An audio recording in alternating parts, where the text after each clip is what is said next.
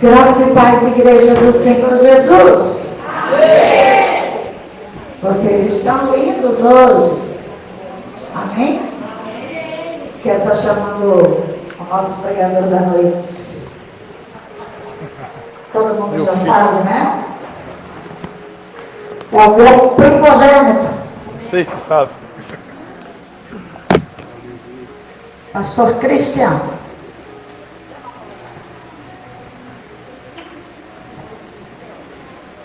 Graça e paz, Igreja do Avivamento. Amém. Se esse amém foi para mim, está fraco demais. Se foi para Jesus, está fraco demais. Graça e paz, Igreja do Avivamento.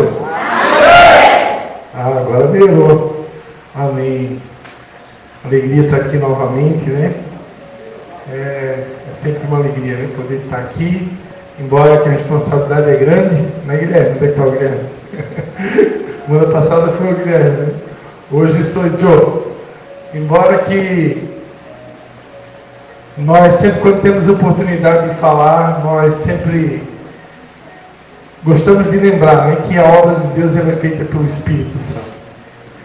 Deus continua usando vasos de barro para que a excelência e o poder seja dele, mas a obra de Deus ela é feita pelo Espírito Santo. Tudo que nós precisamos fazer é nos encher do Espírito Santo, se render a Ele e deixar que Ele nos use. E se você tiver fé, você também que é um pregador da palavra de Deus, você também que é um anunciador das boas novas, né? Se você tiver fé, só deixa o rio levar você, que é Ele que faz tudo. Claro que a gente tem o dever de se preparar, né? Mas a preparação é diária e não acaba nunca, até a volta de Jesus. Aleluia! Então, amados, quem ainda não me conhece, eu sou o pastor Cristian, já fui anunciado aqui pela minha mãe, eu sou dos 4 filhos, né? Cristian, Maico, Leonardo e Tiago, somos em 4. Eu sou o que nasceu primeiro, né? Por isso que é o primogênito. Amados, quem quiser abrir a sua Bíblia, meu pai falou aqui, né, que nós precisamos ler a Bíblia. Não tem como conhecer a Deus sem ler a Bíblia. A gente vai ler a Bíblia.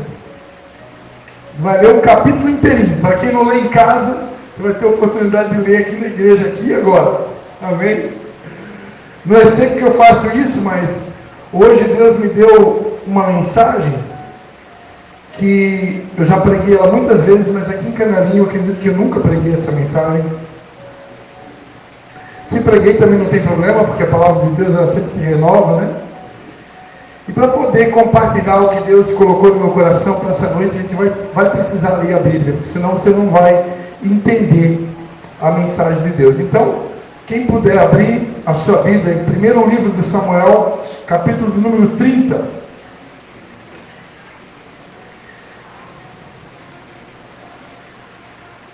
Primeiro livro de Samuel, capítulo de número 30. Até o dia que eu fui fazer o meu primeiro curso de teologia, a gente dizia, né, primeira Samuel, né? Aí quando você vai estudar teologia, você vai aprender que Samuel é um livro. E livro não é primeira, é primeiro. Se fosse uma carta ou uma epístola, aí seria a primeira carta de Paulo aos Coríntios, ou primeira epístola de Paulo aos Romanos. Então, carta você diz primeira, e livro você diz primeiro ou segundo. Curiosidade bíblica aí para aqueles que são teólogos de plantão. Então, sempre se diz primeiro livro de Samuel, capítulo de número 30. Diz assim a palavra de Deus. Está todo mundo aí comigo? Se prepara aí, irmão, que Deus vai falar com você nessa noite. Deus vai falar profundamente com cada um de nós aqui nessa noite. E será inesquecível o que Deus vai fazer aqui hoje. Primeiro livro de Samuel, capítulo de número 30, diz assim a palavra de Deus. Chegando Davi e os seus homens ao terceiro dia a Ziglag, já os amalequitas com ímpeto tinham dado sobre o sul e Ziglag, e tinham ferido a Ziglag e a tinham queimado a fogo. Tinham levado cativas as mulheres e todos os que lá se achavam, tanto grandes quanto pequenos. A ninguém mataram, tão somente os levaram consigo e foram o seu caminho. Quando Davi e os seus homens chegaram à cidade, encontraram-na queimada a fogo, e suas mulheres, seus filhos, suas filhas, levados cativos. Então Davi e o povo que se achava com ele alçaram a sua voz e choraram, até que não houve neles mais força para chorar. Também as duas mulheres de Davi tinham sido levadas cativas, Ainoã, a Jezrita, e Abigail, que foi a mulher de Nabal, o carmelita. Davi muito se angustiou, porque o povo falava em apedrejá-lo. A alma de todo o povo estava cheia de amargura, por causa dos seus filhos e de suas filhas. Mas Davi se fortaleceu no Senhor seu Deus. Então disse Davi a Abiatar, o sacerdote, filho de Ameleque: trazei-me aqui a estola sacerdotal. Abiatar trouxe a estola sacerdotal a Davi. E consultou Davi ao Senhor: perseguirei eu a esta tropa? Alcançá-la-ei? Respondeu-lhe o Senhor: persegue, de certo alcançarás e tudo libertarás. Partiu Davi, ele e os 600 homens que com ele se achavam, e chegaram ao ribeiro de Bessor, onde alguns ficaram para trás. Pois 200 homens estavam cansados demais para passarem o ribeiro.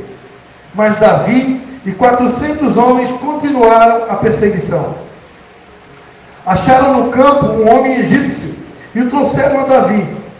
Deram-lhe pão e comeu, e deram-lhe a beber água. Deram-lhe também um pedaço de pasta de figos secos e 2 cachos de passas.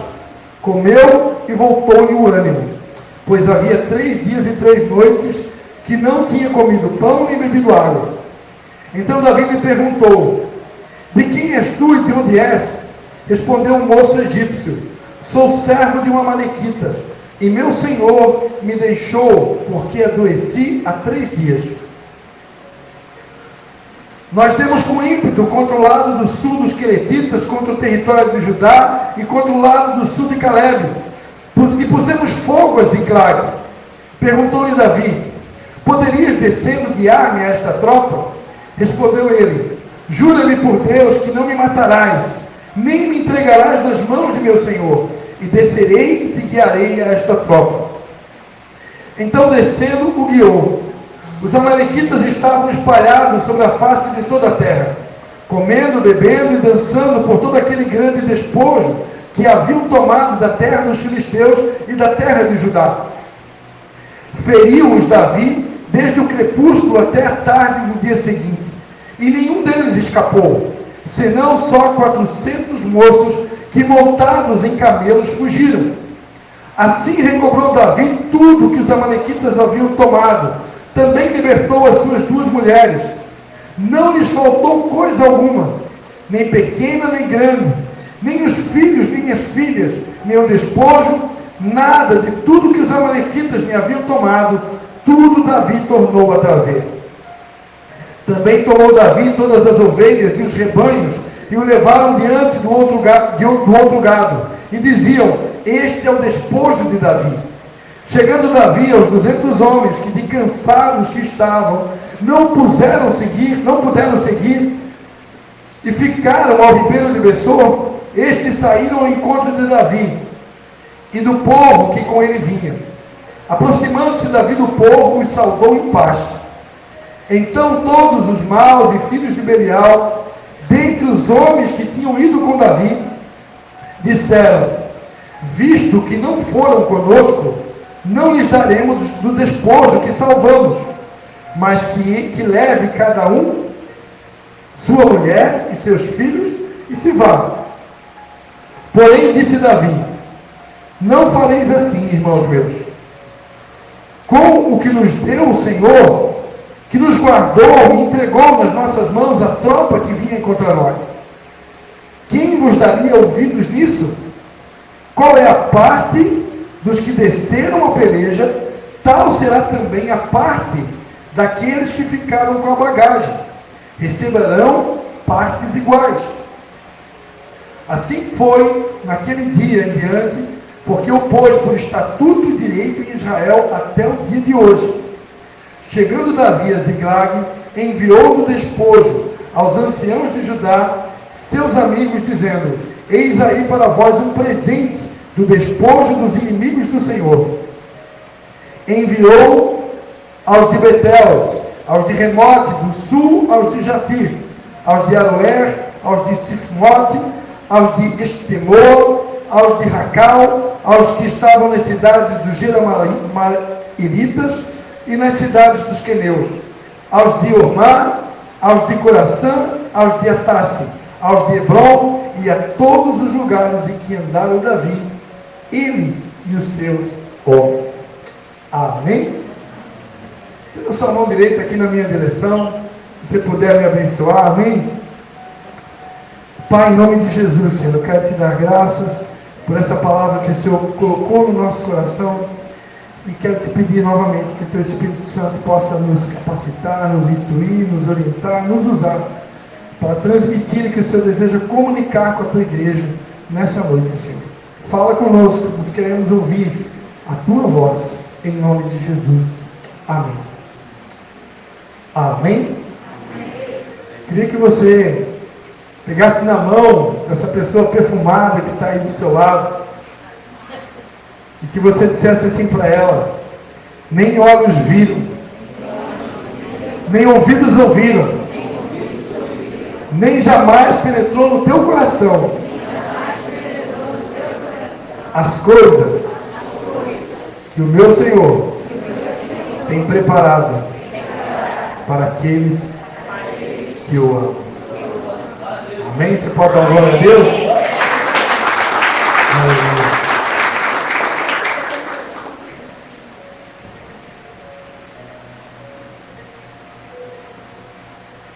Queria dizer que o que Deus colocou no meu coração aqui para ministrar na noite de hoje é que há no meu coração uma certeza de que Deus está inaugurando um tempo de restituição para a sua igreja. Até aqui, muitos de nós temos sido verdadeiramente peneirados por Deus. Desde que quando começou a pandemia, a famosa pandemia do coronavírus, a igreja de Jesus tem passado por uma peneira muito grande. O planeta Terra tem sido sacudido.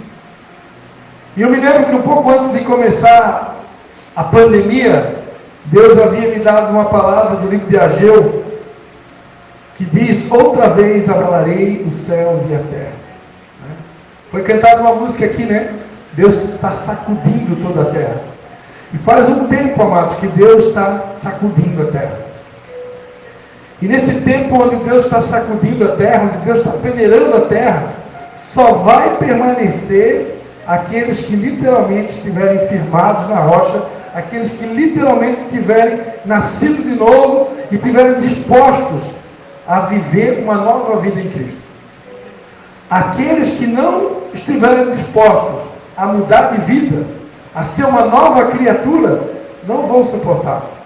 Muitos já não têm suportado, porque muitas pessoas que poderiam ou deveriam estar numa dessas cadeiras vazias, já se dobraram, né?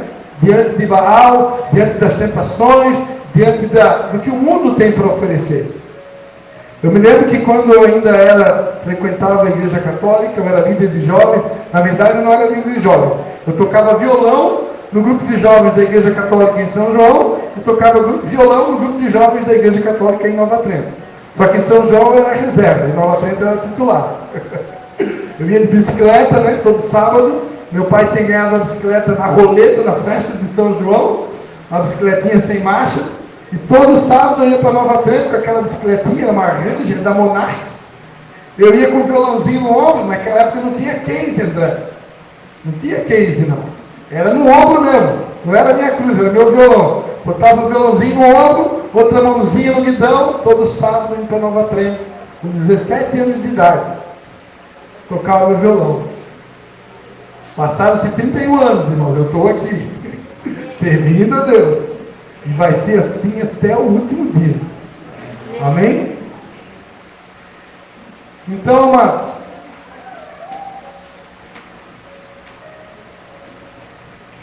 naquela época, quando eu tocava violão no grupo de jovens, a gente cantava uma música que dizia assim: hoje o mundo oferece caminhos demais.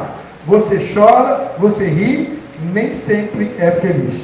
O mundo não te satisfaz, porque a tua alma é grande demais. Então, desde aquela época, a gente cantava essa música, né? Com 17 anos de idade, eu cantava essa música. E a música dizia isso, né? Que o mundo oferece muitos caminhos, muitos prazeres, muitas oferendas. E muitos têm se deixado levar pelos prazeres da carne, pelas ofertas, pelos manjares do mundo. E não têm suportado essa peneira que Deus tem passado sobre a igreja. Mas para aqueles que perseverarem até o fim, para estes, amados, para aqueles que perseveram, Deus tem promessas, Deus tem bênçãos. E foi para isso que Deus me trouxe aqui nessa noite, para te lembrar que o nosso Deus é um Deus galardoador daqueles que o buscam. E você que tem pagado um preço, você que tem perseverado, você que tem dito não para o pecado, você que tem dito não para a tentação, você que tem permanecido firme do lado de Jesus, e muitas vezes você se questiona, porque parece que a minha bênção nunca vem, a minha vitória nunca chega, é só prova, é só guerra, é só luta. Eu quero te dizer que em nome de Jesus, o tempo da restituição chegou. Você pode dizer: eu recebo, eu tomo posse. Aleluia! Deus é um Deus de restituição. Eu preguei aqui no dia 31 de dezembro, que esse ano seria um ano de restauração, de humildade e de colheita. A colheita está aí, todo mundo está vendo, né? Quase não está faltando cadeira. Se tivesse vindo todo mundo, faltava cadeira hoje. Então a colheita está aí. A humildade, eu não vou entrar em detalhes. Muitos aqui, com certeza, durante esse ano, passaram por testes de humildade, né? É quando muitas vezes a gente é humilhado e a gente tem que aprender a sofrer calado, oferecer a face, caminhar mais uma milha. É fácil? Se fosse fácil, Jesus teria dito que seria fácil. Mas se não fosse fácil, mas porque não é fácil, porque a porta é estreita e o caminho que conduz à salvação é estreito, Jesus disse: quem quiser, não é obrigado, mas quem quiser, tome a sua cruz, dia após dia, negue-se a si mesmo e siga. Mas para esses que seguem, Deus tem promessas. Deus tem restituição. Não só restauração, mas Ele tem restituição. E a restituição é diferente da restauração. A restauração, não sei se alguém aqui já quebrou uma xícara. Todo mundo aqui já quebrou uma xícara, né? Todo mundo aqui já quebrou um copo. Todo mundo aqui já quebrou um prato, né? Então a restauração é assim: se você quebra um copo, quebra uma xícara, o restaurador, se aquela xícara é uma xícara de valor, o que o restaurador faz? O restaurador vai pegar uma cola, tipo de um Super Bond, uma cola profissional, e ele vai colar aquela xícara e vai deixar ela como estava antes. Só que, claro, não vai ficar exatamente como era antes, porque agora vai ficar as cicatrizes. Tem alguém aqui com cicatriz aqui? Tem alguém aqui com cicatriz? Aleluia! Dê um aplauso ao Senhor Jesus. As cicatrizes são marcas de guerra, meu irmão. Não tem como permanecer no caminho de Jesus sem você conquistar muitas cicatrizes. Jesus, quando ressuscitou, Tomé, um dos discípulos dele, disse: olha, eu só acredito se eu botar a mão. Eu só acredito se eu colocar a mão. Aí Jesus disse: eu sou incrédulo, toca a mão aqui. Olha aqui a minha cicatriz. Então, mano, a restauração é assim. É quando Deus pega, Deus que é o oleiro, pega você e eu que somos os vasos de barro, e Ele reconstrói. Ele pega caquinho por caquinho das guerras que você passou, das lutas que você passou, Ele pega os caquinhos tudo e Ele cola todos os caquinhos e restaura o barro. Mas além da restauração, existe a restituição. Mas antes de eu falar da restituição, eu só queria dizer que Deus, quando restaura, Ele torna o vaso ainda mais valioso.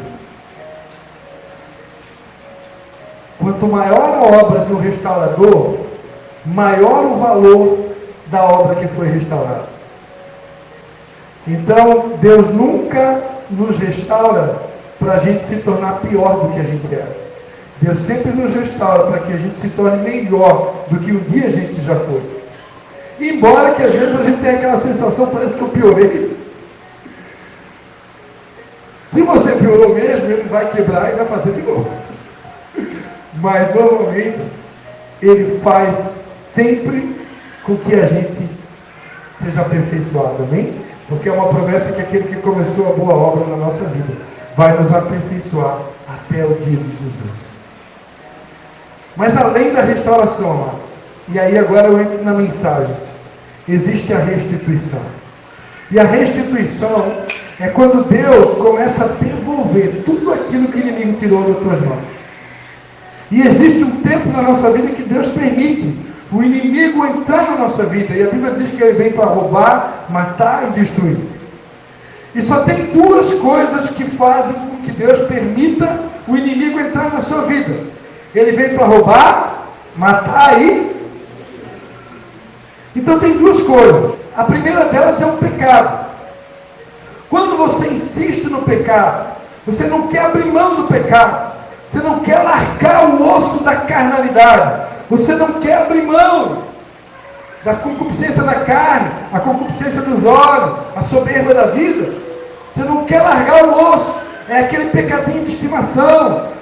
Ah, mas isso aqui não tem problema, pastor. Isso aqui, sabe, é tão pequeno. É só uma mentirinha.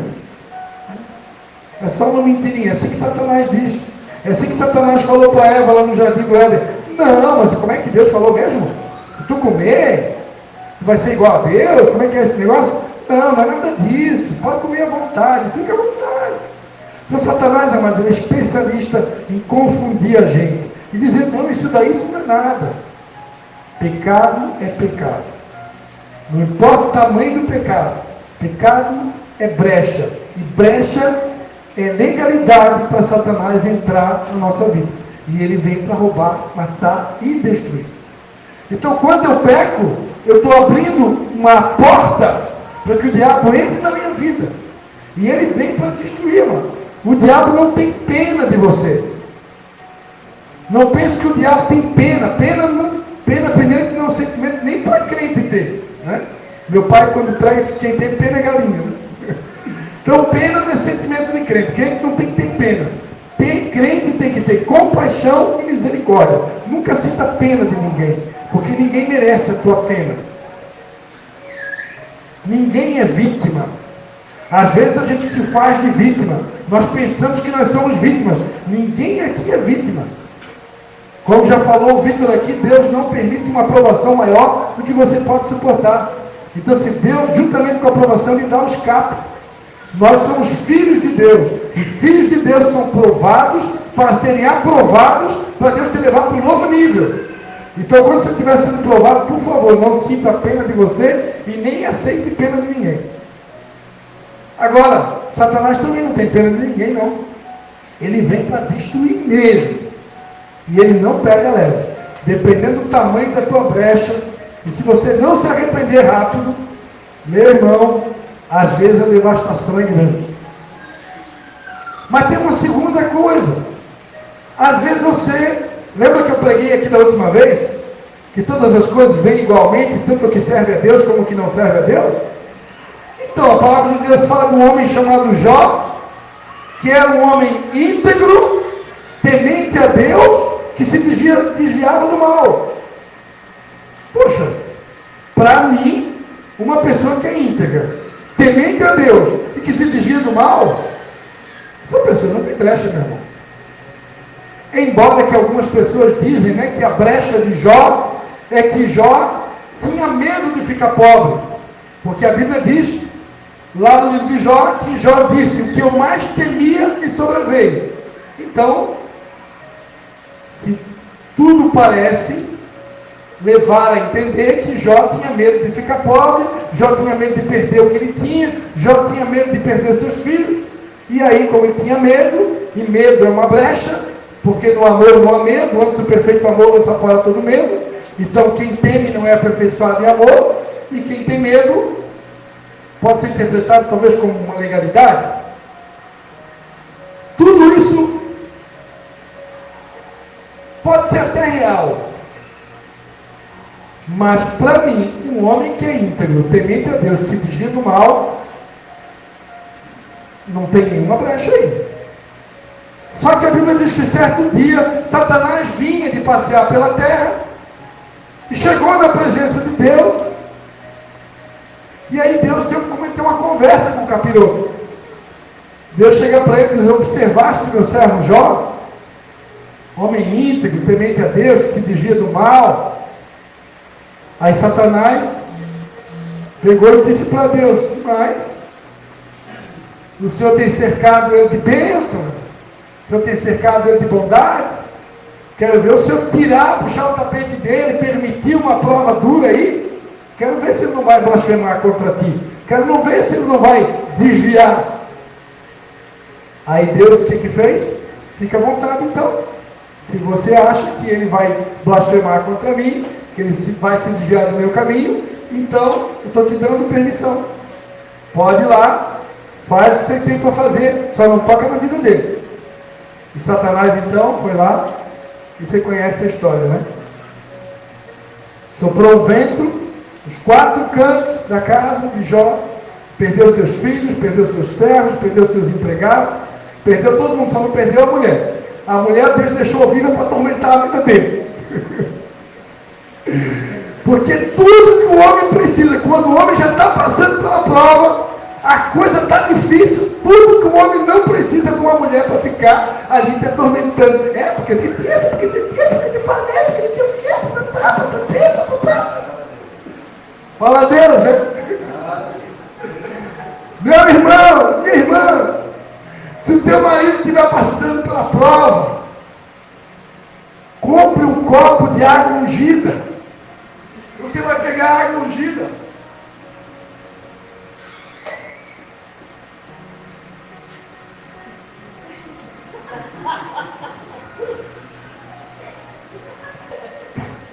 Toma água ungida, meu irmão, que passa. Toma água ungida, fica de boca fechada. Mas não faça como a mulher de Jó. Não faça como os amigos de Jó, né? Foram visitar o menino. E mais contribuíram para trazer dor e sofrimento. Amar, muitas vezes, é ficar calado. Amar, muitas vezes, é entender a dor do outro, é entender o momento que o outro está passando e silenciar. Porque tem horas que não tem o que falar. Tem horas, amados, que não tem o que falar. E essas horas é perigoso, que a gente se torna meio juiz. Principalmente quando a gente tem um pouquinho de conhecimento da Bíblia, a gente já acha que pode julgar, a gente já acha que, está no pecado, hein?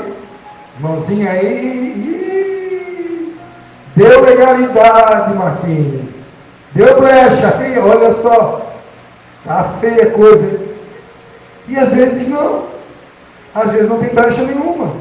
Às vezes não tem pecado nenhum. Às vezes é Deus provando aquele a quem Ele escolheu. Então, amados, agora, para aqueles que atravessam a tempestade, para aqueles que passam pela tormenta, para aqueles que são provados e aprovados, quem é aquele que é aprovado? Aquele que suporta e permanece. Deus tem um tempo de restituição. Assim foi na vida de Jó. A Bíblia diz que Deus restituiu tudo em dobro que ele havia perdido. E as filhas de Jó eram as mais lindas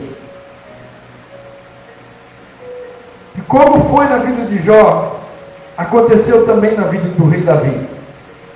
Certa feita, o rei Davi e seus guerreiros saíram para uma guerra.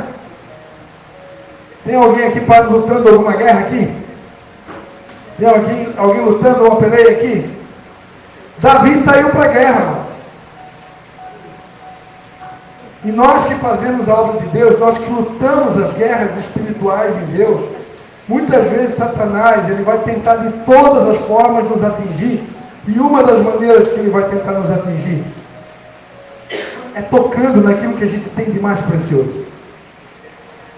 E Satanás aqui, ele tocou naquilo que Davi tinha de mais precioso.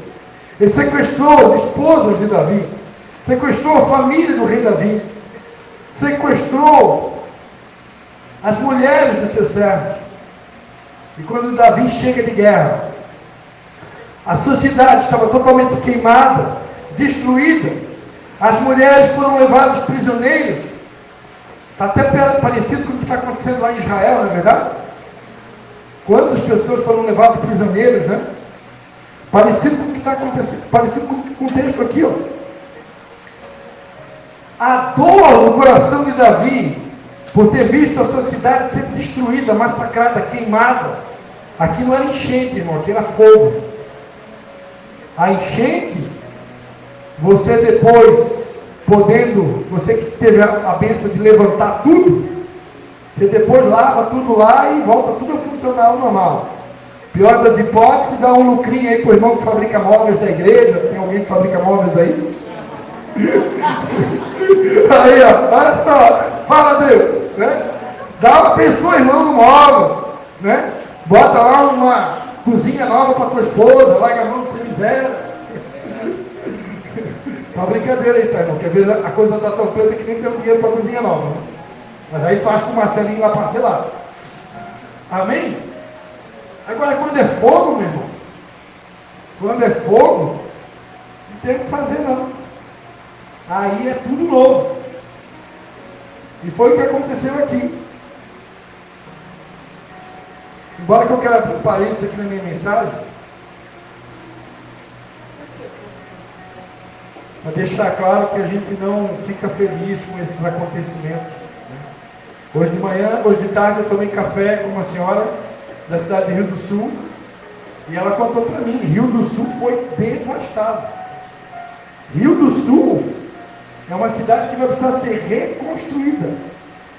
A segunda enchente agora foi pior do que a primeira.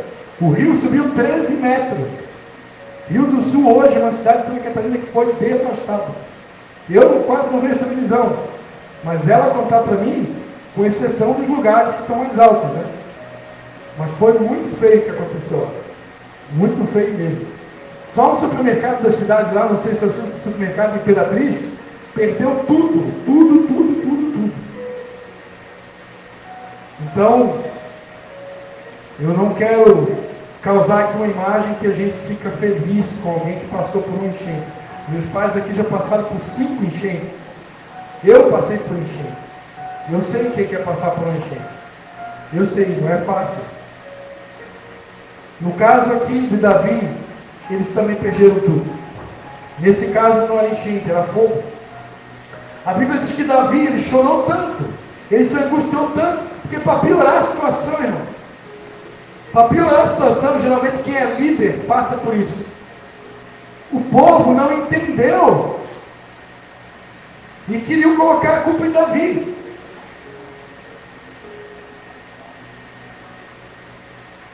O povo queria apedrejar Davi. Então imagina, você está numa situação difícil, a tua cidade foi queimada, destruída, você perdeu sua mulher, perdeu tudo que tinha, ainda as pessoas querem te apedrejar e querem te matar. Piorou ou não piorou? Isso aqui está pior do que a situação de Jó, né? Porque o povo estava cheio de amargura por causa dos seus filhos e das suas filhas.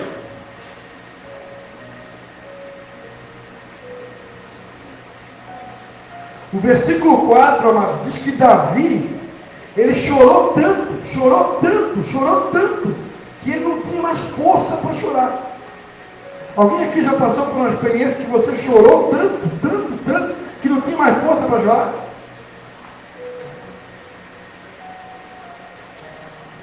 Para piorar a situação, o povo ainda queria matar o camarada. Mas repita comigo, mas Davi se fortaleceu no Senhor seu Deus. Existe um tempo, amados. A Bíblia fala que é tempo de rir e tempo de chorar. Quando você estiver vivendo o tempo de chorar, meu irmão, sinto muito, você vai precisar viver esse processo. Não tem como interromper o tempo de chorar. Porque se a Bíblia diz que há um tempo de chorar, muitos de nós vamos ter que passar. Se você precisar tomar remédio, toma remédio.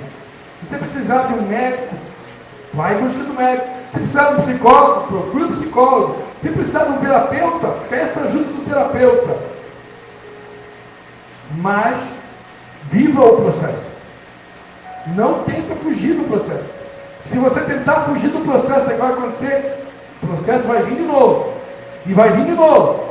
E vai vir de novo. Até eu passar pelo processo. Até eu aceitar que aquele processo faz parte do que Deus planejou para o meu amadurecimento, para o meu crescimento, como homem de Deus, como mulher de Deus. Então o tempo de chorar, ele existe. E no tempo de chorar, o que você tem que fazer? Chorar. Ah, pastor, mas crente também chora? Chora. E chora mesmo. E chora tanto que a Bíblia diz: bem-aventurados os que choram, porque serão consolados. Diz a Bíblia que lá no céu ele vai enxugar toda a nossa lágrima. E vai enxugar porque ele vai chorar muito. Mas tem muito choro que é de alegria, né? Aleluia. Então Davi chorou, até não ter mais força. Mas chega uma hora, que o processo do tempo de chorar tem que ser estancado. Existe um tempo para tudo. E tem uma hora que você vai sentir o time. O Espírito Santo fala com a gente. Deus fala. Então tem um momento que você é direcionado por Deus. Ó, o tempo de chorar acabou. É aquela palavra de Cantares de Salomão, né? É a mesma aqui para hoje à noite. O tempo de cantar chegou. Já vem as rolas aparecendo aí, as flores já estão nascendo, o tempo de chorar passou. E quando Deus vem trazendo uma palavra profética, dizendo que o tempo de chorar passou, você entende no Espírito que é hora de você colocar um ponto final naquele tempo de chorar. Porque se você não fizer isso, você vai atravessar o ciclo, vai vir uma nova estação, um novo ciclo, você está no choro ainda. Já tem uma hora que tem que cessar. Mas eu quero abrir outros parênteses aqui. Eu aprendi que tem alguns lutos que podem durar até 10 anos.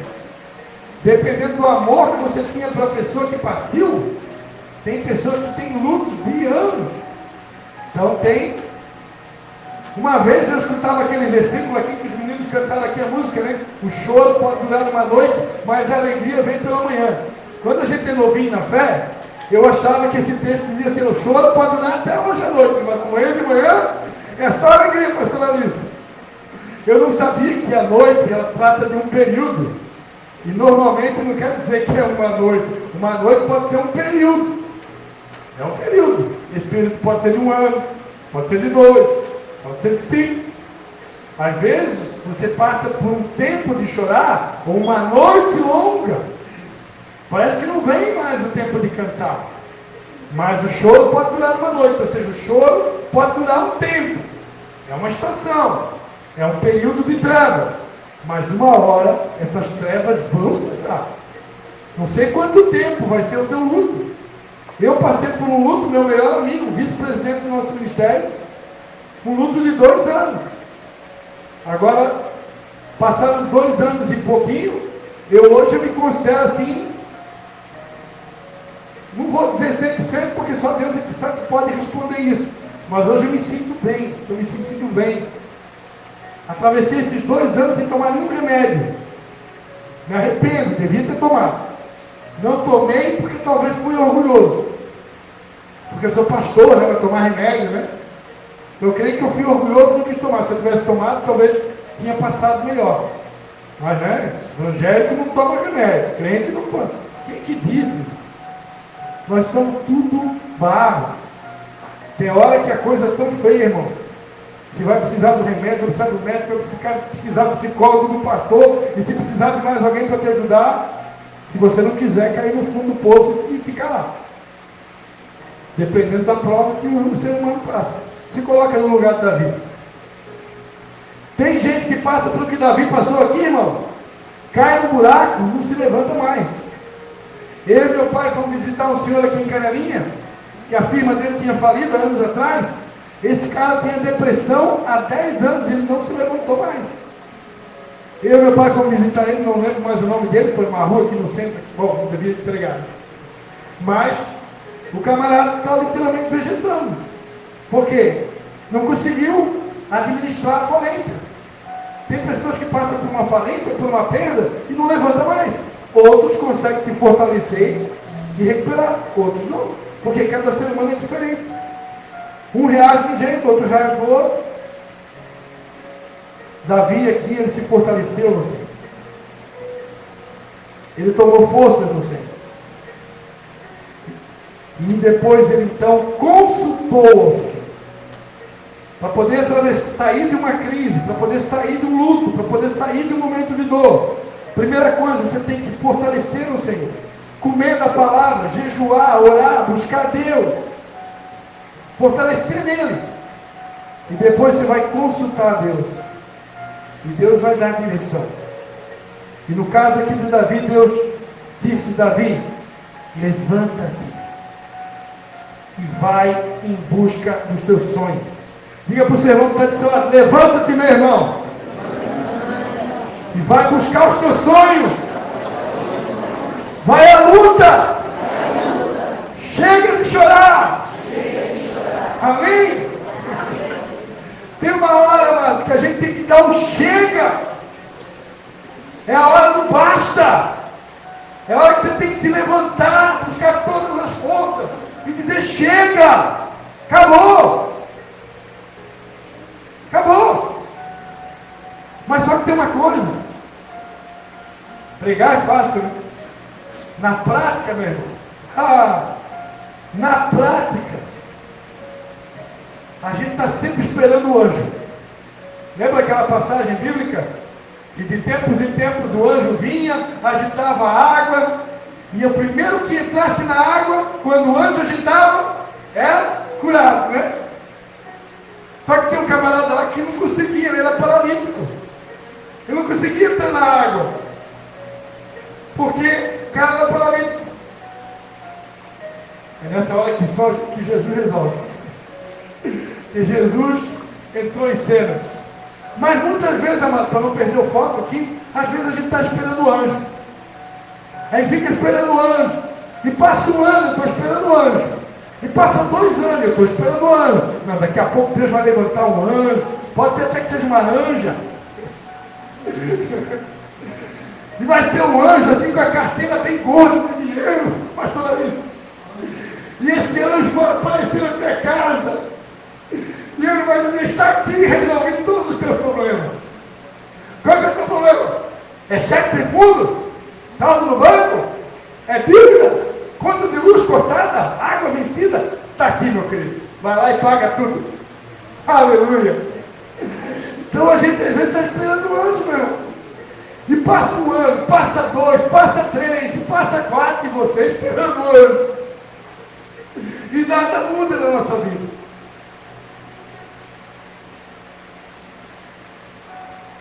Milagres. Jesus entrou em cena no caso daquele paralítico e operou milagres. Mas muitas vezes Deus não vai te dar um milagre. Deus vai te dar um processo. Às vezes nós queremos um milagre do nosso jeito, o anjo que vem e resolve tudo. Mas Deus está querendo operar um outro milagre, muito maior. E sabe qual que é o milagre muito maior, pastor Cristo? O milagre muito maior é você atravessar todo aquele luto, atravessar todo aquele deserto, vencer cada um dos obstáculos que Deus colocou na tua frente, e de cabeça erguida dizer: Satanás, agora chega, porque eu não aguento mais esse negócio, e eu vou provar para mim mesmo que eu vou ser um vencedor, como a Bíblia diz sou mais do que vencedor. Você pode aplaudir o Senhor Jesus?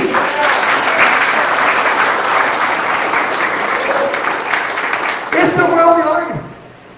Mas, pastor, Deus não pode enviar o anjo? Pode, claro que pode. Às vezes ele envia. Mas o maior milagre é quando você consegue levantar sozinho, sem a ajuda do anjo, só com a ajuda de Jesus. Sabe por quê, irmão? Porque Deus não quer dar glória para anjo. A glória é só de Jesus. Você pode dar mais uma palavra no Senhor?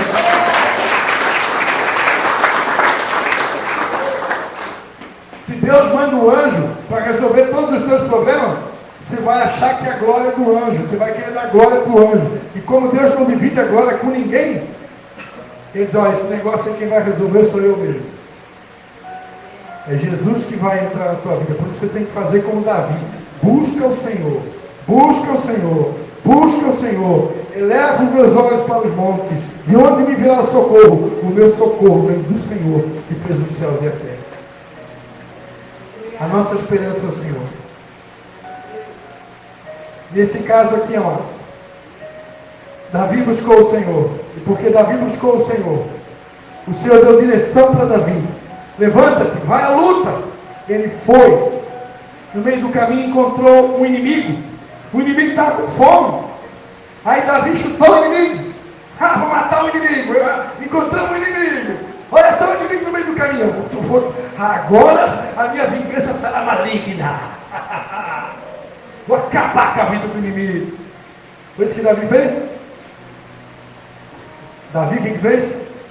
Como é que tu está aí, inimigo? Está com fome? Está com sede? Vem cá que eu vou dar comida. Vou dar água. Davi fez do inimigo um aliado. E foi o inimigo, amado, que guiou Davi até a tropa. Eu quero dizer para você, amado, que muitas vezes, a pessoa que você menos espera, é a pessoa que Deus vai usar para te levar para um novo nível.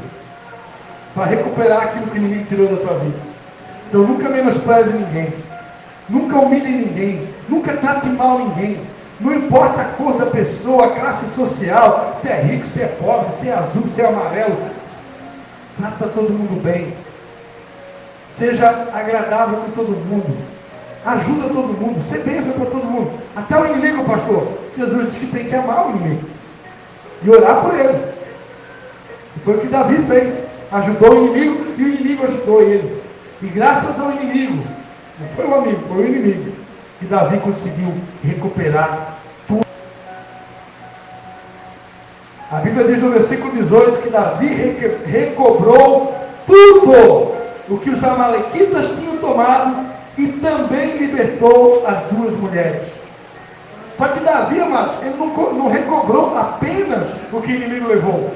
Davi também pegou os despojos do inimigo. Porque aquele inimigo ali, os amalequitas, eles viviam pelejando e destruindo outras aldeias. E eles estavam cheios de despojos. Então Davi, quando venceu os amalequitas com seu exército, ele, além de restituir os despojos de guerra, os seus próprios despojos, que era a família de Davi, as coisas do reinado de Davi, ele ainda pegou os despojos do inimigo. Imagina, eles ficaram ricos. Alguém quer ficar rico aqui? Em nome de Jesus, eu profetizo que você vai ficar rico. Não é só de dinheiro não, é rico em amor, rico em paz, rico em alegria, rico em tudo. Porque a promessa de Jesus é vida com abundância. Davi recuperou tudo.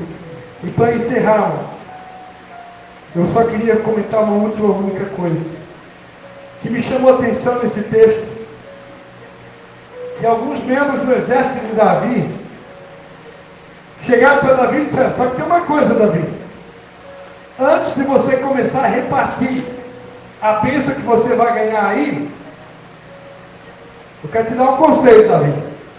Não entrega a bênção para os preguiçosos. Não entrega a bênção para esse povo aí que não quis ir para a guerra com a gente. É só com nós, Davi. Nós é que botamos a mão na arado, nós é que fizemos acontecer, nós é que somos producentes, então é com nós. Davi disse, não. Eu vou repartir também com aqueles que não conseguiram ir para a guerra.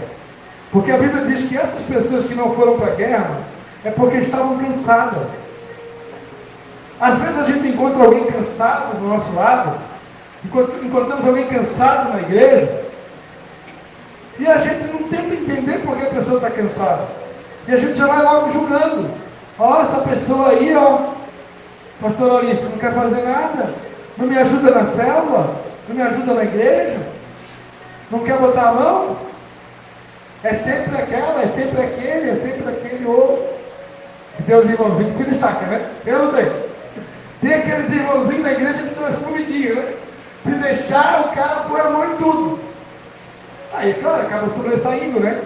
Mas isso não quer dizer que aqueles que fazem menos, ou aqueles que não estão conseguindo fazer, não quer dizer que eles não têm valor, que eles não têm importância. Porque tem pessoas que cansaram. Eu conheço pessoas hoje que estão literalmente cansadas. Cansadas de crente, cansadas de igreja, cansadas de tudo. E aí? Nós vamos precisar pedir a Deus para encher o nosso coração de amor. Vamos precisar pedir a Deus para encher o nosso coração de compaixão, de misericórdia, para não julgar essas pessoas. Sabia que tem pessoas hoje que não querem mais saber de igreja? Estão cansadas. E aí? Vou apedrejar essas pessoas? Vou descartar elas? São descartáveis. Na obra de Deus ninguém é descartável. Eu preciso buscar em Deus sabedoria, amor, compaixão, para saber como resgatar essas vidas. Como trazer o ânimo para essas vidas. Como trazer esse ânimo. E muitas delas hoje estão cansadas porque elas trabalharam muito mais do que nós que estamos aqui trabalhando. E por isso cansaram. São pessoas preciosíssimas. E nós precisamos dessas pessoas também. E foi o que Davi fez aqui. Davi chegou a estabelecer como lei. A Bíblia diz que Davi chegou a colocar como lei. Versículo 25. Daquele dia em diante, porque Davi colocou como estatuto e direito em Israel até o dia de hoje. Davi decretou lei. Nós vamos distribuir a bênção não só com quem foi para a guerra, mas para aqueles que não foram, que estão cansados, vão ganhar a mesma parte. Isso se chama justiça de Deus. Isso se chama amor incondicional. Então, se alguém pudesse perguntar para mim, pastor Cristo, o que mais te preocupa hoje como pastor? O que mais faz doer o teu coração hoje na tua vida como pastor? É ver, eu vou responder, é ver inúmeras pessoas que deveriam e poderiam estar aqui conosco e não estão, porque foram feridas, cansaram no meio do caminho, foram machucadas, não foram entendidas. E aí é fácil a gente vir aqui e condenar essas pessoas, mas Deus não quer isso. Deus quer que a gente se coloque no lugar e tente entender essas pessoas, porque Deus quer elas também do nosso lado, para ajudar a fazer o reino de Deus crescer. Minha mãe pregou aqui uma vez sobre o bom samaritano. O bom samaritano, ele não ficou pensando, por que aquele cara está ferido e machucado? Com certeza estava no pecado. Com certeza estava no pecado, então arrebentaram com ele aí, está só o sangue aí, Marcelinho. Não. O sacerdote passou de largo. O levita passou de largo. Não, esse problema não é meu. Mas o bom samaritano, ele parou, ele deitou o azeite, deitou o vinho, colocou na cavalgadura, levou até a hospedaria e ainda investiu dinheiro ainda. É isso que Deus espera da sua igreja nesse tempo. Vamos ficar de pé?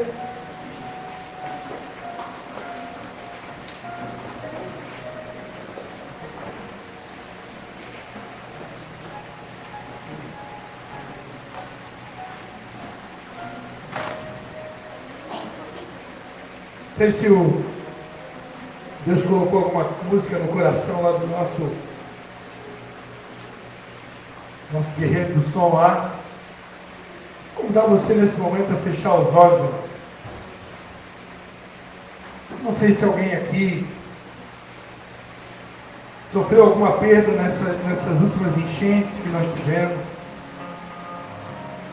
Eu não sei se alguém aqui passou ou tem passado uma prova muito grande, lutas que parecem não ter fim. Deus nessa noite está nos lembrando, o choro pode durar uma noite, mas a alegria vem pela noite. Tem uma hora que Deus decide dar um basta, mas Deus também está contando conosco. Ele está esperando que você faça a sua parte. Para Josué ele disse, esforça-te, tem de bom ânimo, que eu te ajudarei. Então é chegada a hora, meu amado, que Deus está chamando o seu exército para buscar força nele, se levantar no nome do Senhor e sair à luta para conquistar todos os teus sonhos, tudo que o inimigo levou, tudo que o inimigo roubou. Deus vai restituir. Deus é Deus de restituição. Você crê, meu irmão? Você crê que Deus é Deus de restituição? Comece a orar nessa noite pelo teu milagre. Comece a orar pela restituição da tua vida. Comece a falar com Deus e declare para Deus, Senhor, essa é a noite do meu basta. Essa é a noite que eu decido colocar o fim. O tempo de chorar acabou. Acabou. Acabou. O tempo de chorar acabou. Daqui para frente é só vitória. Eu vou enxugar. Deus vai me enxugar toda a minha lágrima. Eu vou me levantar, eu vou à luta, eu vou vencer. Oh, comece a falar com Deus nessa noite. Aleluia.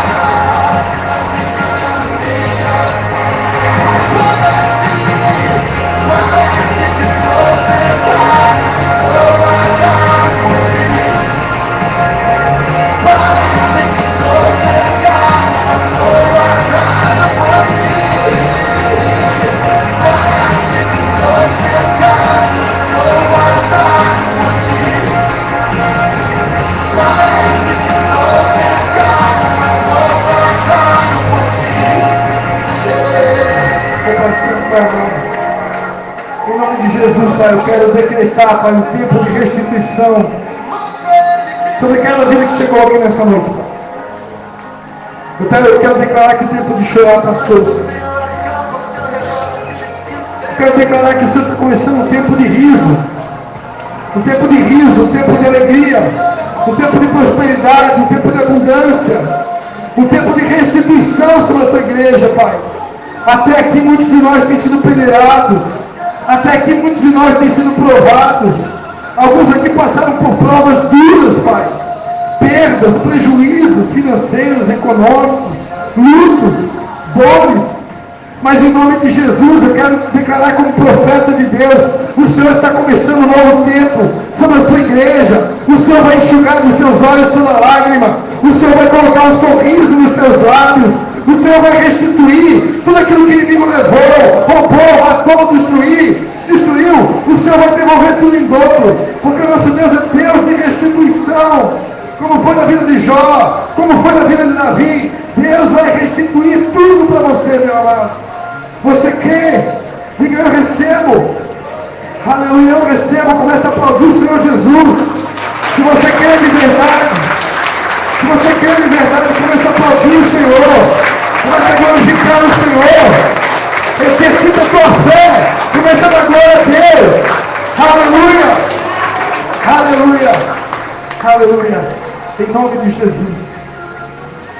Eu declaro um novo tempo sobre a sua vida. Né? Eis que tudo se fez novo. As coisas velhas já passaram. E Deus começa um novo tempo. Um novo tempo sobre a sua vida. Deus vai te surpreender em nome de Jesus. Amém? Ele vai te surpreender. Ele vai fazer acima daquilo que você pediu ou pensou. Porque Ele é poderoso para fazer infinitamente mais. Além de tudo aquilo que pedimos ou pensamos, segundo o seu poder que nós operamos. Deus abençoe a sua vida. Em nome de Jesus. Amém.